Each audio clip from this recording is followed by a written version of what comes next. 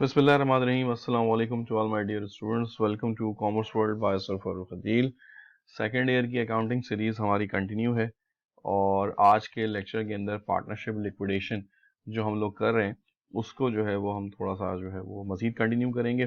Partnership liquidation के साथ साथ बहुत से स्टूडेंट्स मैसेज कर रहे हैं कि और भी बाकी जैसे टॉपिक्स हैं सिंगल एंट्री के और डेप्रिसिएशन के, तो इनको भी कवर करना है, बिल्कुल करना है संज। और आपके एग्जाम से पहले पहले मुझे पूरा सेकेंड ईयर अकाउंटिंग का जो सिलेबस है ये आप लोगों को जो है वो कंप्लीट करवाना है।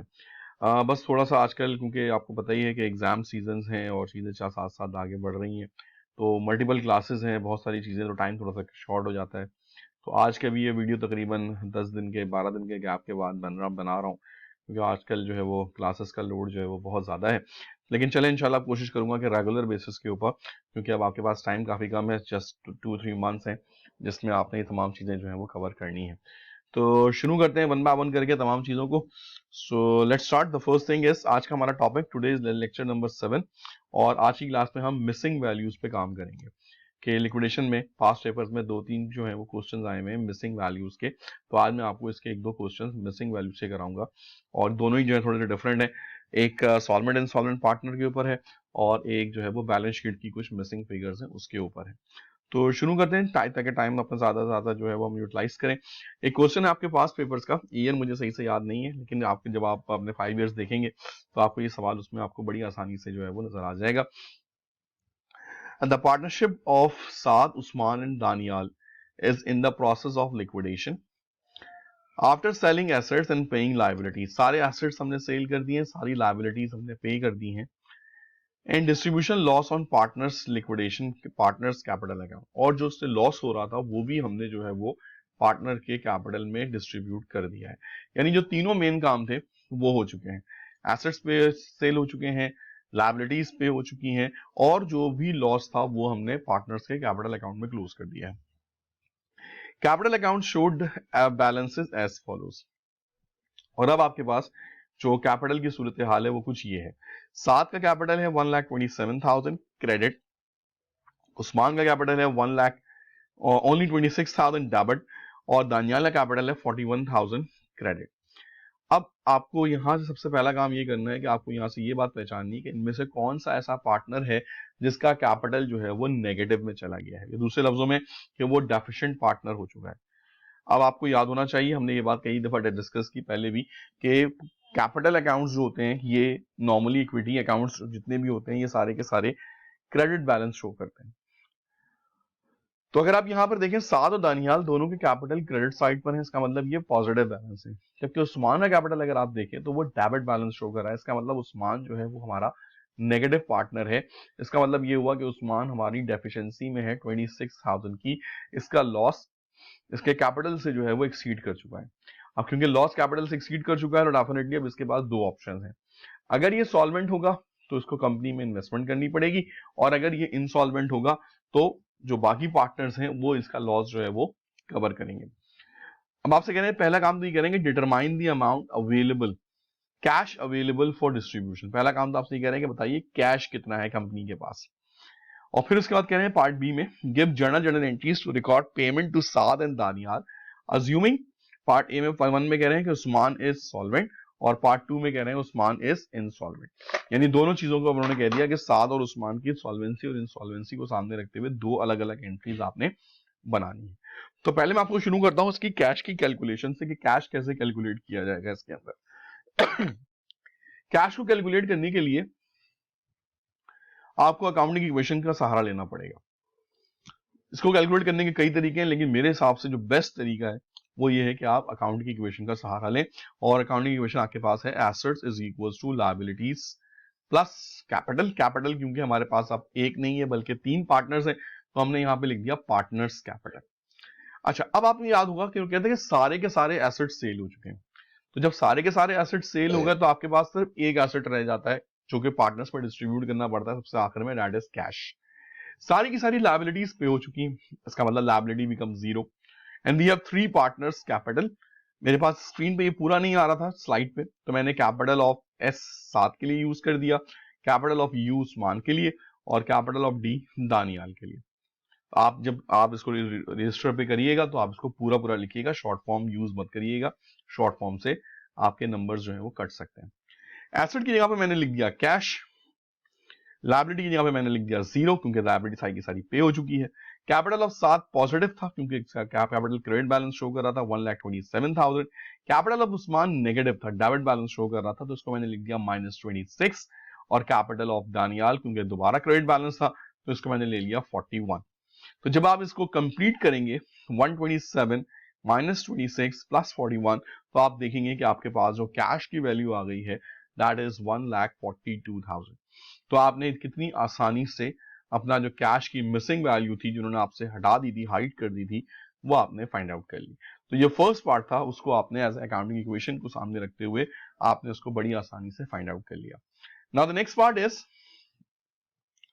Journal entry. अब जर्नल एंट्री जो आपने बनानी है वो आपने दो तरीकों से बनानी है। पहली जर्नल एंट्री जो आपने बनानी है वो आपने बनानी है उस वक्त जब उस्मान को आपने ट्रीट करना है एज ए सॉल्वेंट, और दूसरी जर्नल एंट्री आपने बनानी है उस वक्त जब आपने उस्मान को ट्रीट करना है एज ए इनसॉल्वेंट। अच्छा जी, अब आप याद करें, सॉल्वेंट पार्टनर्स वो पार्टनर्स होते हैं जो अपने लॉस को अपनी तरफ से कंट्रीब्यूट कर सकते हैं। दूसरे लफ्जों में कि उनके पास अपने पर्सनल लेवल के ऊपर अपने पर्सनल रिसोर्सेज में इतना पैसा होता है कि वो इन्वेस्टमेंट करके अपना लॉस पूरा कर लें। तो अगर आप यहां पर देखें तो उस्मान का कैपिटल नेगेटिव में है 26,000। तो अपनी नेगेटिविटी को पूरा करने के लिए, अपने नेगेटिव बैलेंस से निकलने के लिए ही हैज टू इन्वेस्ट 26,000। तो हमने क्या किया जनाब, हमने जर्नल एंट्री बना ली, केस नंबर 1 साइड पे लिख दिया, साद उस्मान। तो सबसे पहले आपने उस्मान से इन्वेस्टमेंट करानी है, कितने की करानी है, 26,000 की। तो कैश डेबिट बाय 26 और capital of Usman credit by 26। तो जो नेगेटिव कैपिटल था, जो डेबिट बैलेंस पे था, अब वो क्रेडिट इन्वेस्टमेंट की बजाय 0 हो जाएगा। तो कैश डेबिट हो गया 26, कैपिटल ऑफ उस्मान 26। अब जो बाकी पार्टनर्स हैं उनको आप पैसे दे देंगे। तो एंट्री हो गई आपके पास, कैपिटल ऑफ 7 जो अमाउंट था वो था 127 और कैपिटल ऑफ दानियाल की अमाउंट थी 41, जिसकी वजह से जो टोटल कैश पेमेंट हुई 168 की। अब आपके जहन में सवाल आ रहा होगा कि कैश तो 168 था ही नहीं, कैश तो हमारे पास जो हमने कैलकुलेट किया था वो हमने कैलकुलेट किया था 142। तो 142 का कैश 168 में कैसे कन्वर्ट हो गया? तो उसका आंसर आपके सामने ही है कि उस्मान ने अपनी सॉल्वेंसी को मीट करने के लिए, अपने नेगेटिव कैपिटल को मीट करने के लिए 26,000 की इसमें क्या की है, इन्वेस्टमेंट की है। तो जब इसने इन्वेस्टमेंट कर दी तो डेफिनेटली कंपनी का कैश बैलेंस भी बढ़ गया और वो कैश बैलेंस उनके कैपिटल के हिसाब से जो है वो डिस्ट्रीब्यूट हो गया। So this is the first case जिसमें हमने उस्मान को एज ए सॉल्वेंट पार्टनर जो है वो ट्रीट किया है। पार्ट 2 में आपसे कह रहे हैं इसी सवाल के कि उस्मान इज इनसॉल्वेंट। अब आपसे कह रहे हैं कि उस्मान को आपने अज्यूम कर लेना है कि उस्मान जो है वो इनसॉल्वेंट है। तो इनसॉल्वेंट के बाद अब क्या सूरत हाल हो जाएगी, जरा सा याद करें, रिकॉल करें। इनसॉल्वेंट के बारे में हमने क्या कहा था? इनसॉल्वेंट के बारे में हमने ये कहा था कि इनसॉल्वेंट पार्टनर्स वो पार्टनर्स होते हैं जो अपना लॉस कंट्रीब्यूट नहीं कर सकते। उनके पास अपने प्राइवेट फंड्स में इतना पैसा नहीं होता कि वो अपने लॉस को कंट्रीब्यूट कर सकें। सो जो बाकी पॉजिटिव पार्टनर्स होते हैं वो उनको अपना लॉस भी, अपने लॉस के साथ साथ जो आपका नेगेटिव पार्टनर होता है इसका लॉस भी बेयर करना होता है। तो उस्मान का लॉस था 26,000 जो कि अब इंसॉल्वेंसी में चला गया है, यानी आपने अज्यूम कर लिया है। तो इसका लॉस भी जो है वो बाकी दो पार्टनर्स यानी साद और दानियाल में डिस्ट्रीब्यूट हो जाएगा। क्योंकि क्वेश्चन में कहीं ये बात मेंशन नहीं है कि पार्टनर्स प्रॉफिट एंड लॉस कैसे शेयर करते हैं, तो आपको पता ही है कि बाय डिफॉल्ट सारे पार्टनर्स इक्वल होते हैं। तो 26,000 का लॉस दोनों पार्टनर्स में इक्वली डिस्ट्रीब्यूट होगा। तो इसका मतलब यह हुआ कि साद और दानियाल को अपना कैपिटल रिड्यूस करके, डेबिट करके, ये पैसा उस्मान के कैपिटल में शिफ्ट करना होगा। तो capital of Saad half of 26,000 that is equal to 13,000, capital of Daniyal half of 26,000 that is equal to 13,000, and ये सारा का सारा पैसा अल्टीमेटली उस्मान के कैपिटल में शिफ्ट हो गया। अब नेगेटिव पार्टनर्स को जो हमने फारिग कर दिया, इंसॉल्वेंसी हमने मीट करा दी, तो अब हम पैसे देंगे साद और दानियाल को। साद का कैपिटल था 127 जिसमें से उसको 13,000 का लॉस हो गया। तो 127 में से जब आपने 13 माइनस कर दिए तो इसकी जो अमाउंट बनती है, पेमेंट अमाउंट बनती है, that is equal to 114। Daniyal का कैपिटल था 41 जिसमें से उसको 13,000 का लॉस उठाना पड़ा, तो उसको अमाउंट मिलेगी 28 और कैश की जो वैल्यू पेमेंट हुई है दैट इज 142।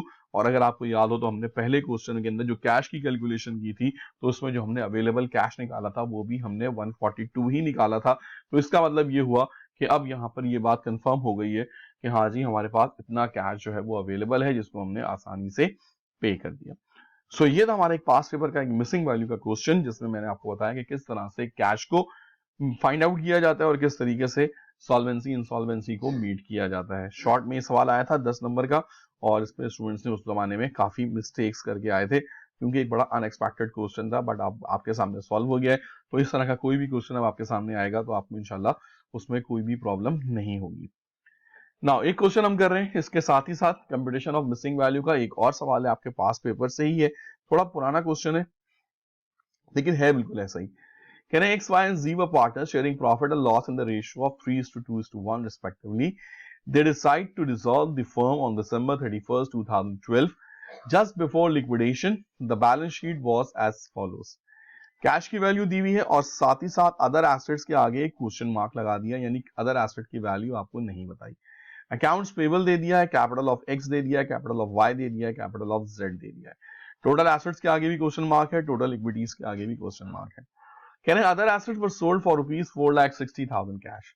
अब आपके साथ ये सवाल ये आ गया कि अदर एसेट की सेलिंग प्राइस तो गिवन है, यानी रियलाइजेशन वैल्यू तो गिवन है 4,60,000, लेकिन उसकी ओरिजिनल वैल्यू क्या होगी ये आपने सोचना है और ये सवाल आपने होमवर्क में सॉल्व करना है। जब आप इसको सॉल्व कर लें तो इसके आंसर्स को कमेंट्स में पोस्ट करें ताकि मैं आपको बता दूं कि आपने सवाल सही सॉल्व किया या नहीं किया। Liabilities were paid in full, the remaining cash was distributed among the partners. I hope कि आप लोग इसको ट्राई करेंगे और इसमें अगर कोई भी क्वेश्चन हो, कोई भी क्यूरी हो तो आप जो है वो कमेंट सेक्शन में पोस्ट करके मैं आपकी क्यूरीज को भी इसमें सॉल्व कर दूंगा और इंशाल्लाह आपको वीडियो अब रेगुलर बेसिस पे मिलेगी। तो जो भी स्टूडेंट्स इसको फॉलो कर रहे हैं, जो भी स्टूडेंट्स इसको वॉच कर रहे हैं सेकेंड ईयर अकाउंटिंग को, they keep on watching and they keep on following this channel. इंशाल्लाह आपको आगे भी इस तरह के रेलेवेंट चीजें मिलती रहेंगी। So that will be the end of the class, end of lesson number 7 liquidation chapter हमारा कंटिन्यू है और इसके अब 3-4 टॉपिक्स और हैं, तो इंशाल्लाह फिर इसको आइंदा आने वाले 3-4 दिन में कंप्लीट करेंगे। थैंक यू वेरी मच, अल्लाह हाफिज, टेक केयर।